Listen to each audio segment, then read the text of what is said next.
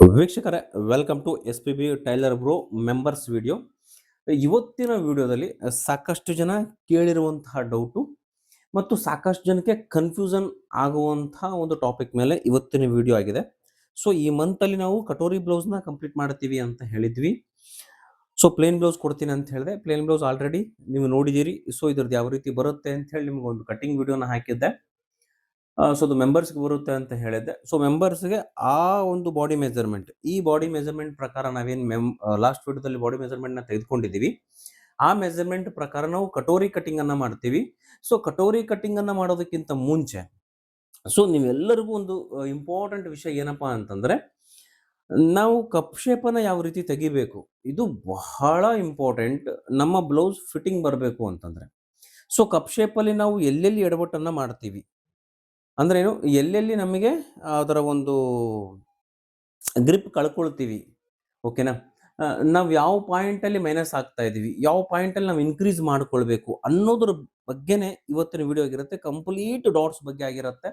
So video ನೋಡಿದ ತಕ್ಷಣ so ಪ್ರತಿಯೊಬ್ಬ ಮೆಂಬರ್ಸು ಕೂಡ ಕಮೆಂಟ್ಸನ್ನು ಮಾಡಿ ನೀವು ಎಲ್ಲೆಲ್ಲಿ ಡೌಟ್ ಇದೆ, ಸೊ ಇದು ಕ್ಲಾರಿಫೈ ಆಯಿತು ಅಂತಂದರೆ ನೀವು ಕಟೋರಿ ಆಗಿರಬಹುದು, ಪ್ರಿನ್ಸಸ್ ಕಟ್ ಆಗಿರಬಹುದು, ಸವ್ಯಸಾಚಿ ಆಗಿರಬಹುದು, any blouse design, double katori ಆಗಿರಬಹುದು, ಸೊ ಯಾವುದೇ ರೀತಿಯ ಡಿಸೈನನ್ನು ಕೂಡ ನೀವು ಮಾಡಲು ಶಕ್ತರಾಗ್ತೀರಿ. ಸೊ ಅಷ್ಟು ಇಂಪಾರ್ಟೆಂಟ್ ಇರುವಂಥ ಡಾಟ್ ಬಗ್ಗೆನೇ ಟಾಪಿಕ್ ಮೇಲೆ ಇವತ್ತು ವಿಡಿಯೋ ಮಾಡ್ತಾ ಇದ್ದೀನಿ. ಸೊ ವಿಡಿಯೋನ ಎಲ್ಲೂ ಸ್ಕಿಪ್ ಮಾಡಬೇಡಿ, ಕಂಟಿನ್ಯೂ ಮಾಡಿ. ಸೊ ವಿಡಿಯೋ ನೋಡಬೇಕಾದ್ರೆ ಒಂದು ಎಚ್ಚರಿಕೆ ಏನಪ್ಪಾ ಅಂತಂದ್ರೆ, ನೀವು ಗಮನದಲ್ಲಿ ಇಟ್ಕೊಳ್ಬಾರ್ದು, ಡಿಸ್ಟರ್ಬೆನ್ಸ್ನ ಮಾಡ್ಕೋಬೇಡಿ. ಸೊ ಕಂಪ್ಲೀಟ್ ವಿಡಿಯೋ ಒಳಗಡೆ ಇನ್ವಾಲ್ವ್ಮೆಂಟನ್ನು ಕೊಡಿ, ಓಕೆನಾ. ಅದನ್ನು ತಿಳ್ಕೊಳ್ಳುವ ಪ್ರಯತ್ನನ ಪಡಿ. ಒಂದು ಸರಿಗೆ 100% ಶೋಡ್ ಅರ್ಥ ಆಗಲ್ಲ. ಮೇ ಬಿ ಟೈಲರ್ಸ್ ಇದ್ರೆ, ಆಲ್ರೆಡಿ ಎಕ್ಸ್ಪೀರಿಯನ್ಸ್ ಇತ್ತು ನಿಮಗೆ ಅಂದ್ರೆ ಅರ್ಥ ಆಗತ್ತೆ. ಅರ್ಥ ಆಗಲಿಲ್ಲ ಅಂತಂದ್ರೆ ಪದೇ ಪದೇ ಪದೇ ಪದೇ ಪದೇ ರಿವಾಚ್ ಅನ್ನ ಮಾಡಿ, ನಿಮಗೆ 100% ಅರ್ಥ ಆಗತ್ತೆ, ಓಕೆನಾ. ಎಲ್ಲರೂ ಅಷ್ಟೇ ಕೆಲಸ ಮಾಡ್ತಾ ಮಾಡ್ತಾ ನೋಡ್ತಾನೆ ಕಲಿತಕ್ಕಂಥದ್ದು. ಸೊ ಹಾಗಾಗಿ ಬನ್ನಿ, ಇವತ್ತಿನ ಮೇನ್ ಡಾಟ್ ಬಂದು ಫ್ರಂಟ್ ಡಾಟ್ ಇದೆ, ಓಕೆನಾ. ಫ್ರಂಟ್ ಡಾಟ್ ಎಷ್ಟು ಇಂಪಾರ್ಟೆಂಟು, ಈ ಸೈಡ್ ಡಾಟ್ ಎಷ್ಟು ಇಂಪಾರ್ಟೆಂಟು, ಮತ್ತು ಈ ಫ್ರಂಟ್ ಡಾಟ್ ಎಷ್ಟು ಇಂಪಾರ್ಟೆಂಟು, ಮತ್ತು 4 ಡಾಟ್ ಬ್ಲೌಸ್ನ ಮಾಡ್ತಾ ಇದ್ದೀವಿ. ಸೊ ಇವೆಲ್ಲವೂ ಬ್ಲೌಸಲ್ಲಿ ಡಾಟ್ಗಳ ಕೆಲಸ ಏನು ಅಂತಕ್ಕಂಥದ್ದನ್ನು ನೋಡೋಣ. ಸೊ ಡಾಟ್ಗಳ ಕೆಲಸ ಆಬ್ವಿಯಸ್ಲಿ ಎಲ್ರಿಗೂ ಗೊತ್ತಿದೆ, ಕಪ್ ಶೇಪ್ ಬರಲಿಕ್ಕೋಸ್ಕರ ನಾವು ಡಾಟನ್ನು ಮಾಡ್ತೀವಿ ಅಂತೇಳಿ. ಸಾಕಷ್ಟು ಜನ ಡಿಸೈನರ್ ಬ್ಲೌಸನ್ನು ನೋಡಿದಾಗ ನಮಗೆ ಈ ರೀತಿ ಕಪ್ ಶೇಪ್ ಅಂತಕ್ಕಂಥದ್ದು ಆಬ್ವಿಯಸ್ಲಿ ಕಾಣುತ್ತೆ ಫ್ರಂಟಲ್ಲಿ, ಓಕೆನಾ. ನಾವು ಡಿಸೈನ್ನ ಮಾಡಿಕೊಂಡು ನಾವು ಸ್ಟಿಚಿಂಗನ್ನು ಮಾಡಿಕೊಂಡಾಗ ಈ ರೀತಿ ಕಪ್ ಶೇಪನ್ನು ನಮ್ಗೆ ಕೊಡ್ಲಿಕ್ಕೆ ಆಗೋದೇ ಇಲ್ಲ. ಸೊ ಯಾಕೆ ಆಗಲ್ಲ ನಮಗೆ ಅಂತಂದ್ರೆ, ಡಾಟ್ ಪಾಯಿಂಟನ್ನು ಯಾವ ರೀತಿ ಹಿಡ್ಕೊಳ್ಬೇಕು ಅಂತಕ್ಕಂಥದ್ದು ಗೊತ್ತಿರೋದಿಲ್ಲ, ಓಕೆನಾ. ಮೊಟ್ಟ ಮೊದಲಿಗೆ ನಿಮಗೆ ಬಾಡಿ ಮೆಜರ್ಮೆಂಟಲ್ಲಿ ನಿಮಗೆ 3 ಪಾಯಿಂಟ್ಸನ್ನು ನಿಮಗೆ ಆಲ್ರೆಡಿ ತಿಳಿಸಿದ್ದೆ ನಾನು. ಒಂದು ನಿಮಿಷ.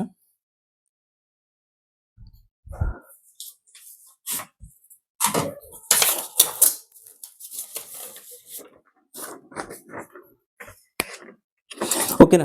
ಡಾಟ್ ಪಾಯಿಂಟ್ ಅಲ್ಲಿ ನಿಮಗೆ ಆಲ್ರೆಡಿ 3 ಬಾಡಿ ಮೆಜರ್ಮೆಂಟ್ನ ತಿಳಿಸಿದೆ. ಸೊ 3 ಬಾಡಿ ಮೆಜರ್ಮೆಂಟ್ ಅಲ್ಲಿ ಬಹಳ ಇಂಪಾರ್ಟೆಂಟ್ ಮೆಜರ್ಮೆಂಟ್ಸ್ ನಾವು ಯಾವ್ಯಾವ ತೆಗೆದುಕೊಳ್ಬೇಕು ಅಂತಂದ್ರೆ, ಅಪ್ಪರ್ ಚೆಸ್ಟ್ ಮೆಜರ್ಮೆಂಟ್ ನಾವು ಹೇಳಿದ್ವಿ, ಅದಾದ ನಂತರ ಫುಲ್ ಬಸ್ಟ್ ಮೆಜರ್ಮೆಂಟ್ನ ಹೇಳಿದ್ವಿ, ಅಂಡರ್ ಬಸ್ಟ್ ಮೆಜರ್ಮೆಂಟ್ನ ಹೇಳಿದ್ವಿ, ಅದಾದ ನಂತರ ವೇಸ್ಟ್ನ ಸುತ್ತಳತೆ ಅಂತ ಹೇಳಿದ್ವಿ.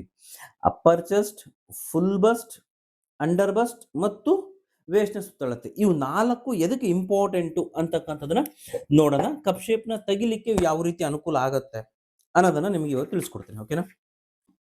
ಈಗ ಅಪ್ಪರ್ ಚೆಸ್ಟ್ ಮೆಜರ್ಮೆಂಟ್ ಅಂತಕ್ಕಂಥದ್ದು ಯಾವ ಭಾಗದಲ್ಲಿ ನಮಗೆ ಅನುಕೂಲ ಆಗತ್ತೆ ಅಂತಂದ್ರೆ, ಸೇಮ್ ಈ ಭಾಗದಲ್ಲಿ ಅನುಕೂಲ ಆಗತ್ತೆ. ಚೆಸ್ಟ್ ಭಾಗದಲ್ಲಿ ನಮಗೆ ಪರ್ಫೆಕ್ಟ್ ಆಗಿ ನೀಟಾಗಿ ಎಲ್ಲೂ ರಿಂಕಲ್ಸ್ ಬರದೇ ಇರೋ ತರ ಮತ್ತು ಫಿಟ್ಟಿಂಗ್ ಕುತ್ಕೊಳ್ಳಿಕ್ಕೆ ಅಪ್ಪರ್ ಚೆಸ್ಟ್ ಮೆಜರ್ಮೆಂಟ್ ಅಂತಕ್ಕಂಥದ್ದು ಕೆಲಸ ಮಾಡುತ್ತೆ, ಓಕೆನಾ. ಇನ್ನು ಫುಲ್ ಬಸ್ಟ್ ಅಂತಕ್ಕಂಥದ್ದು, ಓಕೆನಾ, ನೀವು ಪ್ರತಿಯೊಂದು ನೋಟ್ಸನ್ನ ಮಾಡ್ಕೊಳ್ಳಿ ನೀವು, ಯಾಕಂದ್ರೆ ಇವೇ ನೋಟನ್ನು ಬರೆದು ನಿಮಗೆ ನೋಟ್ಸ್ ಅಂತ ಹೇಳಿ ಕೊಡ್ತಾರೆ, ಓಕೆನಾ. ಸೊ ಹಾಗಾಗಿ ನಾನು ಹೇಳ್ತಕ್ಕಂಥದ್ದನ್ನ ನೀವು ಪೆನ್ನು ಪೇಪರ್ ಇಟ್ಕೊಂಡು ನೀವು ನೋಟ್ ಮಾಡ್ಕೊಂಡ್ರೆ 100% ಈ ವಿಡಿಯೋ ಆದಮೇಲೆ ನಿಮ್ಗೆ ಅರ್ಥ ಆಗತ್ತೆ ಈ ಕ್ಲಾಸಿನ ವ್ಯಾಲ್ಯೂ ಏನು ಅಂತಕ್ಕಂಥದ್ದು, ಓಕೆನಾ. ಅಪ್ಪರ್ ಬಸ್ಟ್ ಬಂದು ಈ ಕೆಲಸ ಮಾಡಿದ್ರೆ, ಯಾವ ಕೆಲಸ, ಇಲ್ಲಿ ಏನಿದೆ ಈ ಪೊಸಿಷನ್ ಏನಿದೆ ಅಂದ್ರೆ ಈ ರೌಂಡ್ ಶೇಪ್ ಏನಿದೆ, ಈ ನೋಡಿರ್ತಕ್ಕಂಥ ರೌಂಡ್ ಶೇಪು ಕರೆಕ್ಟಾಗಿ ಕುತ್ಕೊಳ್ಬೇಕು. ಈ ಭಾಗದಲ್ಲಿ ಓಪನ್ ಆಗಬಾರ್ದು, ನಮಗೆ ಈ ಭಾಗದಲ್ಲಿ ಓಪನ್ ಆಗಬಾರ್ದು ಮತ್ತು ರಿಂಕಲ್ಸ್ ಇಲ್ಲೆಲ್ಲೂ ಬರಬಾರ್ದು ನಮಗೆ ಅಂತಂದ್ರೆ ಈ ಅಪ್ಪರ್ ಚೆಸ್ಟ್ ಮೆಜರ್ಮೆಂಟ್ ಅಂತಕ್ಕಂಥದ್ದು ಕೆಲಸ ಮಾಡುತ್ತೆ, ಓಕೆನಾ, ಒಂದನೇದು. ಎರಡನೇದು, ಈ ಡಾಟ್ ಪಾಯಿಂಟ್ ಅಂತಕ್ಕಂಥದ್ದು ಏನಿದೆ, ಈ ಡಾಟ್ ಪಾಯಿಂಟ್ ಮೇಲೆ ನಾವು ಫುಲ್ ಬಸ್ಟ್ ಮೆಜರ್ಮೆಂಟ್ನ ಇಡ್ತೀವಿ. ಓಕೆನಾ, ಈ ಫುಲ್ ಬಸ್ಟ್ ಮೆಜರ್ಮೆಂಟ್ ಅಂತಕ್ಕಂಥದ್ದು ಇಟ್ಟಾಗ ಈ ಮೆಜರ್ಮೆಂಟ್ ಎದಕ್ಕೆ ಕೆಲಸ ಮಾಡುತ್ತೆ ಅಂತಂದ್ರೆ, ಈ ಡಾಟ್ ಏನಿದೆ, ಫ್ರಂಟ್ ಡಾಟ್ ಏನ್ ಬಸ್ಟ್ ಏರಿಯಾ ಬರುತ್ತೆ, ಈ ಬಸ್ಟ್ ಏರಿಯಾಗೆ ಕಪ್ ಶೇಪ್ ಅಂತಕ್ಕಂಥದ್ದು ಪರ್ಫೆಕ್ಟ್ ಆಗಿ ಬರಲಿಕ್ಕೆ ಈ ಫುಲ್ ಬಸ್ಟ್ ಮೆಜರ್ಮೆಂಟ್ ಅಂತಕ್ಕಂಥದ್ದು ಬಹಳ ಮುಖ್ಯ. ಈ ಮೆಜರ್ಮೆಂಟ್ ಇಲ್ಲ ಅಂದ್ರೆ ನೀವು ಕಪ್ ಶೇಪ್ನ ಕೊಡ್ಲಿಕ್ಕೆ ಆಗೋದೇ ಇಲ್ಲ. ಓಕೆನಾ, ನಾವು ಯಾವುದೇ ರೆಡಿ ಬ್ಲೌಸ್ ಇಟ್ಕೊಂಡು ನಾವು ಸ್ಟಿಚ್ ಮಾಡಿ ಪರ್ಫೆಕ್ಟ್ ಆಗಿ ಸ್ಟಿಚ್ ಮಾಡಿ ಕೊಡ್ತೀವಿ ಅಂತಂದ್ರೆ ಆಗಲ್ಲ. ಯಾಕಂದ್ರೆ ನೀವು ಡಿಸೈನರ್ ಬ್ಲೌಸ್ನ ನೋಡಿ, ಬೋಟಿಕ್ ಬ್ಲೌಸಸ್ಗಳನ್ನ ನೋಡಿ, ಅವ್ರ ಬ್ಲೌಸ್ನ ಹಾಕಿದ ತಕ್ಷಣ ತುಂಬಾ ಚೆನ್ನಾಗಿ ಕಾಣುತ್ತೆ, ಮತ್ತು ವೇರ್ ಮಾಡಿದಾಗ ಕೂಡ ಎಲ್ಲೂ ರಿಂಕಲ್ಸ್ ಬರಲ್ಲ, ಏನೂ ಬರಲ್ಲ. ಮತ್ತು ಅವ್ರ ಟೈಮ್ ಅಷ್ಟು ಎದಕ್ಕೆ ತೆಗೆದುಕೊಳ್ತಾರೆ ಅಂತಂದ್ರೆ, ಪ್ರತಿಯೊಂದರ ಹಿಂದೆ ಕೂಡ ಇಷ್ಟು ಕೆಲಸ ನಡೆಯುತ್ತೆ. ಈ ಕೆಲಸ ನಿಮಗೆ ಗೊತ್ತಿಲ್ಲ. ಸೊ ಹಾಗಾಗಿ ಇಲ್ಲಿ ನಮಗೆ ಏನ್ ಬೇಕು ಅಂತಂದ್ರೆ, ಫುಲ್ ಬಸ್ಟ್ ಮೆಜರ್ಮೆಂಟ್ ಅಂತಕ್ಕಂಥದ್ದು ಬೇಕೇ ಬೇಕಾಗತ್ತೆ. ಇನ್ ಕೆಲವೊಂದು ಸಂದರ್ಭದಲ್ಲಿ ಏನಾಗುತ್ತೆ, ಸ್ಟ್ಯಾಂಡರ್ಡ್ ಮೆಜರ್ಮೆಂಟ್ಸ್ ಅಂತ ಏನ್ ಹೇಳ್ತೀವಿ, XL, small, large, double XL ಅಂತ ಏನ್ ಹೇಳ್ತೀವಲ್ಲ, ಕರಿತೀವಲ್ಲ, ಅಥವಾ 28, 30, 32, 36 ಮೆಜರ್ಮೆಂಟ್ಸ್ ಏನೇ ಬರುತ್ತೆ. ಸೊ ಈ ಮೆಜರ್ಮೆಂಟ್ ಪ್ರಕಾರ ಇಷ್ಟೇ ಇರುತ್ತೆ ಫುಲ್ ಬಸ್ಟ್ ಅಂತಕ್ಕಂಥ ಒಂದು ಸ್ಟ್ಯಾಂಡರ್ಡ್ ಮೆಜರ್ಮೆಂಟ್ ಇಂದ ಕಟಿಂಗ್ ಮತ್ತು ಸ್ಟಿಚಿಂಗ್ ಆಗತ್ತೆ. ಓಕೆನಾ, ಸೊ ಹಾಗಾಗಿ ಈ ಫುಲ್ ಬಸ್ಟ್ ಮೆಜರ್ಮೆಂಟ್ ಅಂತಕ್ಕಂಥದ್ದು ಅಷ್ಟೇ ಇಂಪಾರ್ಟೆಂಟ್. ನಮಗೆ ಕಪ್ ಶೇಪ್ ಬರಲಿಕ್ಕೆ ಫುಲ್ ಬಸ್ಟ್ ಮೆಜರ್ಮೆಂಟ್ ಬೇಕೇ ಬೇಕು. ಇದಾದ ನಂತರ ನಮಗೆ ಬೇಕಾಗಿರುವಂಥದ್ದು ಅಂಡರ್ ಬಸ್ಟ್ ಮೆಜರ್ಮೆಂಟ್ ಕೂಡ ಅಷ್ಟೇ ಇಂಪಾರ್ಟೆಂಟ್. ನಾನು ಹೇಳ್ತಕ್ಕಂಥದ್ದು ಅಂಡರ್ ಬಸ್ಟ್ ಮೆಜರ್ಮೆಂಟ್ ಅಂದ್ರೆ ಇಲ್ಲಿಂದ ಇಲ್ಲಿಗೆ ಎಷ್ಟಿದೆ ಅಂತ ಅಲ್ಲ. ಓಕೆನಾ, ಇಲ್ಲಿಂದ ಇಲ್ಲಿಗೆ ಹೇಳ್ತಾ ಇಲ್ಲ, ಇಲ್ಲಿಂದ ಇಲ್ಲಿಗೆ ಮಿನಿಮಮ್ 2.5 ಇಂಚು ಎಂತ ಸೈಜ್ ಬ್ಲೌಸ್ಗಾದ್ರೂ ಬರುತ್ತೆ. ಈ ಡಾಟ್ ಪಾಯಿಂಟ್ ಇಂದ ಕೆಳಗಡೆ ಇಳಿಸ್ತಕ್ಕಂಥದ್ದು ಅಂಡರ್ ಬಸ್ಟ್ ಲೈನ್ ಮೆಜರ್ಮೆಂಟ್, ಅದು ಲೆಂತ್, ಅದು ಎಷ್ಟು ಬೇಕು ಅಂತಕ್ಕಂಥದ್ದು. ನಾನು ಹೇಳ್ತಕ್ಕಂಥದ್ದು ಅಂಡರ್ ಬಸ್ಟ್ ಮೆಜರ್ಮೆಂಟ್ ಅಂದ್ರೆ ಈ ಸುತ್ತಳತೆ ಇಲ್ಲಿಂದ ಇಲ್ಲಿ 2.5 ಇಂಚ್ ಆದ್ಮೇಲೆ ಈ ಸುತ್ತಳತೆ ಏನಿದೆಯಲ್ಲ, ಇದು ಕಂಪ್ಲೀಟ್ಲಿ ಡಿಫ್ರೆಂಟ್ ಇರುತ್ತೆ ವೇಸ್ಟ್ಗೂ ಮತ್ತು ಅಂಡರ್ ಬಸ್ಟ್ ಲೈನ್ಗೂ. ಓಕೆನಾ, ಈ ಮೆಜರ್ಮೆಂಟ್ ಕೂಡ ಅಷ್ಟೇ ಮುಖ್ಯ. ಈ ಮೆಜರ್ಮೆಂಟ್ ಎದಕ್ಕೆ ಅಷ್ಟು ಮುಖ್ಯ ಅಂತಂದ್ರೆ, ಅಂಡರ್ ಬಸ್ಟ್ ಏರಿಯಾದಲ್ಲಿ ನಮಗೆ ಫಿಟ್ಟಿಂಗ್ ಅಂತಕ್ಕಂಥದ್ದು ಕರೆಕ್ಟ್ ಆಗಿ ಬರಬೇಕು ಅಂತಂದ್ರೆ ಈ ಮೆಜರ್ಮೆಂಟ್ ಬೇಕೇ ಬೇಕಾಗತ್ತೆ. ಅದಕ್ಕೋಸ್ಕರ ಅಂದ್ರೆ ಈ ಭಾಗದಲ್ಲಿ ನಾವೇನ್ ಫಿಟ್ಟಿಂಗ್ ಕೊಡ್ತೀವಿ, ಈ ಶೇಪ್ ಏನ್ ಕೊಡ್ತೀವಿ, ಶೇಪ್ ಬೆಲ್ಟ್ ಏನ್ ಕೊಡ್ತೀವಿ, ಇದು ಅಂದಾಜಿನ ಪ್ರಕಾರ ಕೊಡುವಂಥದ್ದಲ್ಲ, ವೇಸ್ಟ್ ನ ಸುತ್ತಳತೆ ಇಟ್ಕೊಂಡು ಕೊಡುವಂಥದ್ದಲ್ಲ. ಓಕೆನಾ, ಇದು ಅಂಡರ್ ಬಸ್ಟ್ ನ ಮೆಜರ್ಮೆಂಟ್ ಇಟ್ಕೊಂಡು ಕೊಟ್ಟಾಗ ಮಾತ್ರ ಇದು ಕರೆಕ್ಟ್ ಆಗಿ ಫಿಟ್ಟಿಂಗ್ ಕುದುರುತ್ತೆ, ಈ ಭಾಗದಲ್ಲಿ ಕರೆಕ್ಟ್ ಆಗಿ ಕುತ್ಕೊಳ್ಳುತ್ತೆ. ಓಕೆನಾ, ಆಗ ನಿಮಗೆ ಒಂದು ವಿಷಯ ಹೇಳ್ತೀನಿ ಕೇಳಿ. ಈಗ ನಿಮಗೆ ಅಂಡರ್ ಬಸ್ಟ್ ಏರಿಯಾ, ಓಕೆನಾ, ಫಾರ್ ಎಕ್ಸಾಂಪಲ್ ನಿಮಗೆ ಈ ಭಾಗದಲ್ಲಿ ನಿಮಗೆ ಈ ಮೆಜರ್ಮೆಂಟ್ ಗೊತ್ತಿಲ್ಲ, ವೇಸ್ಟ್ ನ ಸುತ್ತಳತೆ ಎಷ್ಟಿದೆ ಅಷ್ಟು ಇಟ್ಬಿಟ್ರಿ, ಕರೆಕ್ಟ್ ಆಗಿ ಫಿಟ್ಟಿಂಗ್ ಕುತ್ಕೊಂಡಿಲ್ಲ.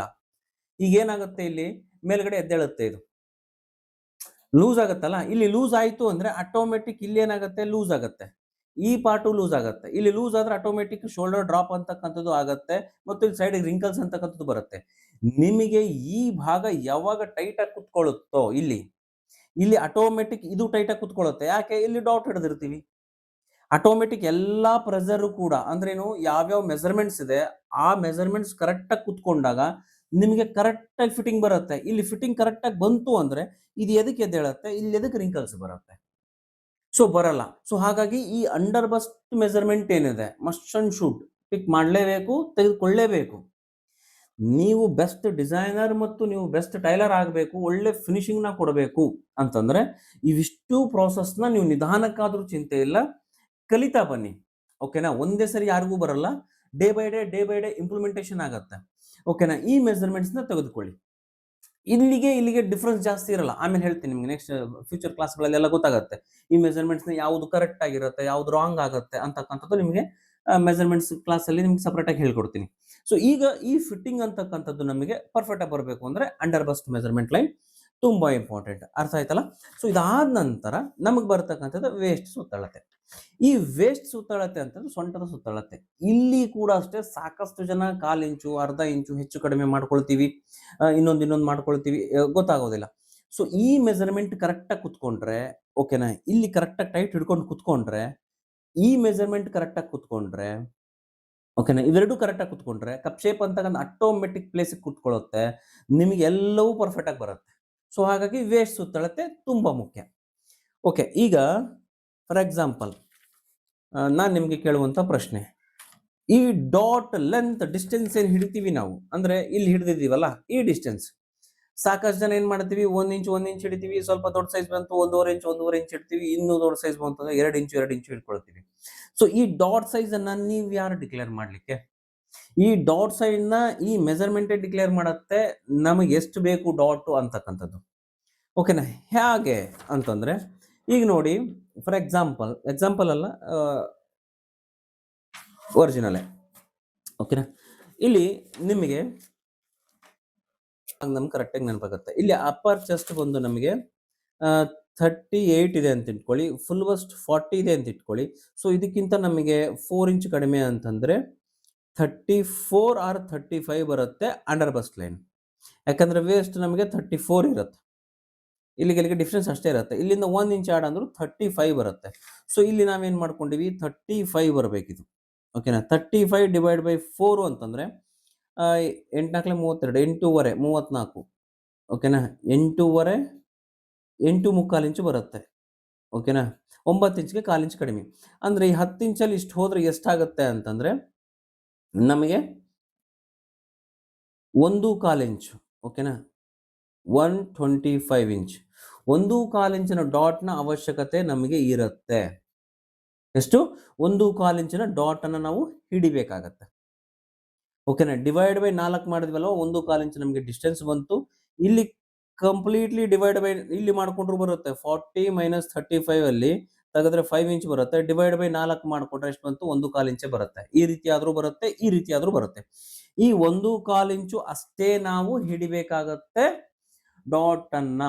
ಅಂದ್ರೆ 1/4 ಅಂದ್ರೆ ಇಲ್ಲಿ 1/4 ಇಂಚು, ಈ ಕಡೆ 1/4 ಇಂಚು ಅಲ್ಲ, ಆ ರೀತಿ ಬರಲ್ಲ. ಅದು 3/4 ಇಂಚು ಅಷ್ಟೇ ಬರುವಂಥದ್ದು, ಅದಕ್ಕಿಂತ ಜಾಸ್ತಿ ಬರಲ್ಲ. ಓಕೆನಾ? ಅದಕ್ಕಿಂತ ಜಾಸ್ತಿ ಬರೋದಿಲ್ಲ, 3/4 ಇಂಚ್ ಅಷ್ಟೇ ಬರುತ್ತೆ. ಓಕೆನಾ? ಈ ರೀತಿ ನಾವು ಡಾಟ್ಸ್ ಅನ್ನ ಡಿಕ್ಲೇರ್ ಮಾಡಿಕೊಂಡು ಡಾಟ್ ಅನ್ನ ಹಿಡಿಬೇಕಾಗತ್ತೆ. ಆಗ ಮಾತ್ರ ಪರ್ಫೆಕ್ಟ್ ಆಗಿ ಕೂತ್ಕೊಳ್ಳುತ್ತೆ ಅದು. ಓಕೆನಾ? ಇದಾದ ನಂತರ ನೆಕ್ಸ್ಟ್ ನಮಗೆ ಏನ್ ಬರುತ್ತೆ ಅಂತಂದ್ರೆ, ಇದು ಜಸ್ಟ್ ಡಾಟ್ ಯಾವ ರೀತಿ ಬರುತ್ತೆ ಅನ್ನೋದು ನಿಮಗೆ ಅರ್ಥ ಆಯ್ತು ಈಗ. ಓಕೆನಾ? ಡಾಟ್ನ ಯಾವ ರೀತಿ ಹಿಡ್ಕೋಬೇಕು ಅನ್ನೋದು ನಿಮಗೆ ಅರ್ಥ ಆಯ್ತು. ಈಗ ಡಿಸೈನರ್ಸ್ ಗಳಲ್ಲಿ ನಾವು ಡಾಟ್ ಅನ್ನ ಶಿಫ್ಟ್ ಮಾಡ್ತೀವಿ. ಶಿಫ್ಟ್ ಅಂತಂದ್ರೆ ಏನು? ಇಲ್ಲಿ ಒಂದು ಡಾಟ್ ಬರುತ್ತೆ, ಇಲ್ಲಿ ಒಂದು ಡಾಟ್ ಬರುತ್ತೆ, ಇಲ್ಲಿ ಒಂದು ಡಾಟ್ ಬರುತ್ತೆ. ಈ ಕಟೋರಿಯಲ್ಲಿ ಏನಾಗುತ್ತೆ, ಜಸ್ಟ್ ಒಂದು ಡಾಟ್ ಇಲ್ಲಿ ಬರುತ್ತೆ. ಓಕೆನಾ? ಇಲ್ಲಿ ಈ ರೀತಿ ಕಟಿಂಗ್ ಬರುತ್ತೆ ಕಟೋರಿ. ಓಕೆನಾ? ಈ ರೀತಿ ಕಟಿಂಗ್ ಬಂದು ನಿಮಗೆ ಇಲ್ಲಿ ಒಂದು ಡಾಟ್ ಹಿಡ್ಕೊಳ್ತೀವಿ ಅಷ್ಟೇ. ಸಿಂಗಲ್ ಡಾಟ್ ಮೇಲೆ ನಾವು ಕಂಪ್ಲೀಟ್ ನ ಮಾಡ್ತೀವಿ. ಈ ಸಿಂಗಲ್ ಡಾಟ್ಸ್ ನ ಶಿಫ್ಟ್ ಮಾಡಬೇಕು. ಅಂದ್ರೇನು? ಇಲ್ಲಿ ಡಾಟ್ ಇದೆ, ಇಲ್ಲಿ ಡಾಟ್ ಇದೆ, ಇಲ್ಲಿ ಡಾಟ್ ಇದೆ. ಈ 3 ಡಾಟ್ ಅನ್ನು ಕೂಡ ಒಂದೇ ಡಾಟ್ ಅಲ್ಲಿ ಕನ್ವರ್ಟ್ ಮಾಡಬೇಕು ನಾವು.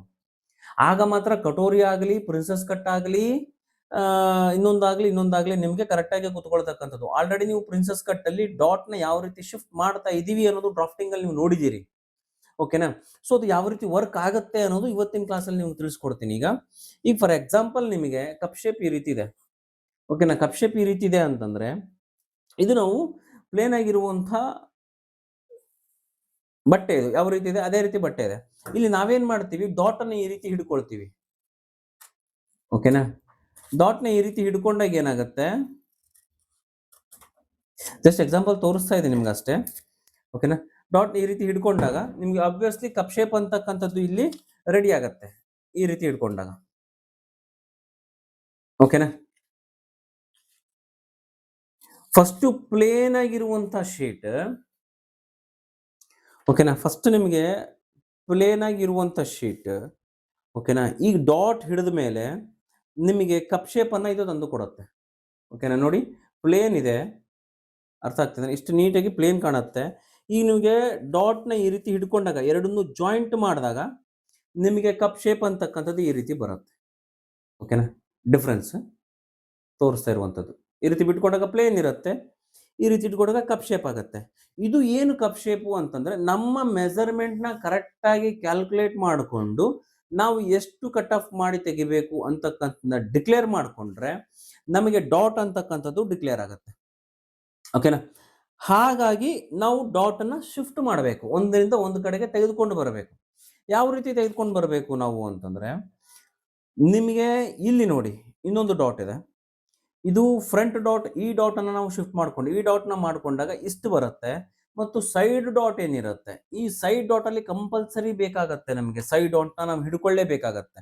ಈ ಸೈಡ್ ಡಾಟ್ ನಮ್ಗೆ ಎದಕ್ ಬೇಕು ಅಂತಂದ್ರೆ, ನಾವು ಸಾಮಾನ್ಯವಾಗಿ ವೇರ್ ಮಾಡಿದಾಗ ಇಲ್ಲಿ ಕುತ್ಕೊಂಡಾಗ ಇಲ್ಲಿ ಡಾಟ್ ಹಿಡ್ಕೊಂಡಾಗ 100% ಇಲ್ಲಿ ರಿಂಕಲ್ ಅಂತಕ್ಕಂಥದ್ದು ಬರುತ್ತೆ. ಸ್ಟಿಚಿಂಗ್ ಮಾಡೋ ಸಂದರ್ಭದಲ್ಲಿ ನಿಮ್ಗೆ ಹೇಳಿದ್ದೀನಿ 4 ಡಾಟ್ ಬ್ಲೌಸ್ನ ಸ್ಟಿಚ್ ಮಾಡೋ ಸಮಯದಲ್ಲಿ ಮೆನ್ಷನ್ ಮಾಡಿದ್ದೀನಿ. ಓಕೆನಾ?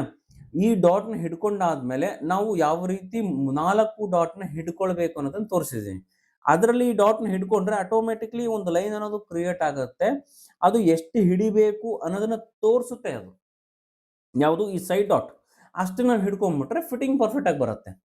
ಇಲ್ಲಿ ನಮ್ಮ ಇಚ್ಛಾನುಸಾರ ನಾವು ಡಾಟ್ ಅನ್ನ ಹಿಡಿಯೋ ಹಾಗಿಲ್ಲ. ಓಕೆನಾ? ಕಟ್ಟಿಂಗ್ ಮಾಡಬೇಕಾದ್ರೆ ಪರ್ಫೆಕ್ಟ್ ಆಗಿ ಮಾರ್ಕಿಂಗ್ ಮಾಡ್ಕೊಂಡು ಕಟ್ಟಿಂಗ್ ಮಾಡ್ಕೊಂಡ್ರೆ ಇದು ಪರ್ಫೆಕ್ಟ್ ಆಗಿ ಬರುತ್ತೆ. ಇದಾದ್ಮೇಲೆ ನಿಮಗೆ ಈ ಡಾಟ್ ಅನ್ನು ನಾವು ಫ್ರಂಟ್ಗೆ ಶಿಫ್ಟ್ ಮಾಡ್ಕೊಳ್ತೀವಿ.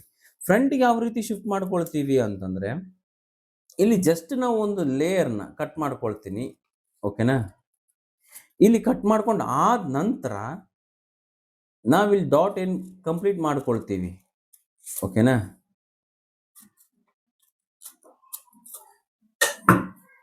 ಇಲ್ಲಿ ಫ್ರಂಟ್ ಹಿಡ್ಕೊಂಡ್ವಿ ನಾವು.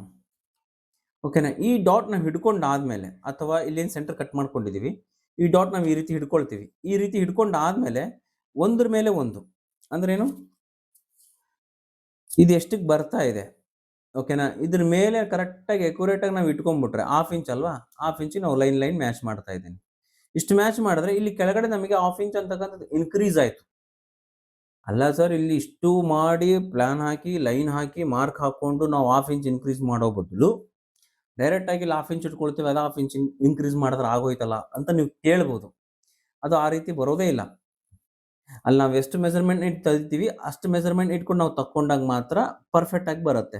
ಸೊ ಇದನ್ನು ನಾವೇನ್ ಮಾಡಬೇಕು, ಪೇಪರ್ ಕಟ್ಟಿಂಗ್ ಅಲ್ಲೇ ಮಾಡ್ಕೊಳ್ಬೇಕು ಅಥವಾ ಡ್ರಾಯಿಂಗ್ ಶೀಟ್ ಅಲ್ಲೇ ಕಟ್ ಮಾಡ್ಕೊಳ್ಬೇಕು. ಇದು ನಿಮಗೆ ಜಸ್ಟ್ ಎಕ್ಸಾಂಪಲ್ ನ ತೋರಿಸಿದ್ದು ಯಾವ ರೀತಿ ಡಾಟ್ ಶಿಫ್ಟ್ ಆಗ್ತಾ ಇದೆ ಅಂತ ಹೇಳಿ. ಓಕೆನಾ? ಇದೇ ರೀತಿ ನಾವೇನ್ ಮಾಡ್ತಾ ಇದೀವಿ, ಇನ್ನೊಂದು ಡಾಟ್ ಅನ್ನು ಹಿಡ್ಕೊಳ್ತೀವಿ. ಫ್ರಂಟ್ ಡಾಟ್ ಏನ್ ಬರುತ್ತೆ, ಈ ಕಡೆ ಸೈಡ್ ಫ್ರಂಟ್ ಡಾಟ್ ಏನ್ ಬರುತ್ತೆ ಅದಕ್ಕೂ ಕತ್ತರಿ ಹಾಕಿ ನೀವು ಈ ರೀತಿ ಶಿಫ್ಟ್ ಮಾಡ್ಕೊಂಡಾಗ ಇನ್ನೂ ಜಾಸ್ತಿ ಆಗುತ್ತೆ. ಸೊ ಈ ಡಿಸ್ಟೆನ್ಸ್ ಅಂದ್ರೆ ಏನು, ಈ ಕಡೆ ಎಲ್ಲವುದು ಶೇಪ್ ನ ಕರೆಕ್ಟ್ ಆಗಿ ಕೊಡಬೇಕು ಅಂದ್ರೆ ನಾವು ಎಷ್ಟು ಡಾಟ್ ಅನ್ನ ತೆಗೆದುಕೊಳ್ಳುತ್ತೀವಿ ಅಂತಕ್ಕಂಥದ್ದನ್ನ ಪೇಪರ್ ಕಟಿಂಗ್ ಮಾಡೋದ್ರ ಮುಖಾಂತರನೇ ತೆಗಿಬೇಕು. ಇದನ್ನೇ ಡಿಸೈನರ್ಸ್ ಮಾಡುವಂಥದ್ದು. ಓಕೆನಾ? ಇದನ್ನ ನೀವು ಮಾಡೋದನ್ನ ಕಲ್ತ್ಕೊಂಡ್ರೆ ನಿಮಗೆ 100% ಈ ಡಾಟ್ ನ ಮೇಲೆ ಫ್ರಂಟ್ ಏನಿದೆ, ನಮಗೆ ಕಪ್ ಶೇಪ್ ಏನಿದೆ ಅದ್ರ ಮೇಲೆ ದೊಡ್ಡ ಹಿಡಿತ ಸಿಗುತ್ತೆ ನಿಮಗೆ. ಓಕೆನಾ? ಯಾವಾಗ ಆ ಹಿಡಿತ ಅನ್ನೋದು ಸಿಗುತ್ತೆ, ನೀವು ಎಲ್ಲಾ ಡಿಸೈನ್ಸ್ ನ ನೀವೇ ಕ್ರಿಯೇಟ್ ಮಾಡಬಲ್ರಿ.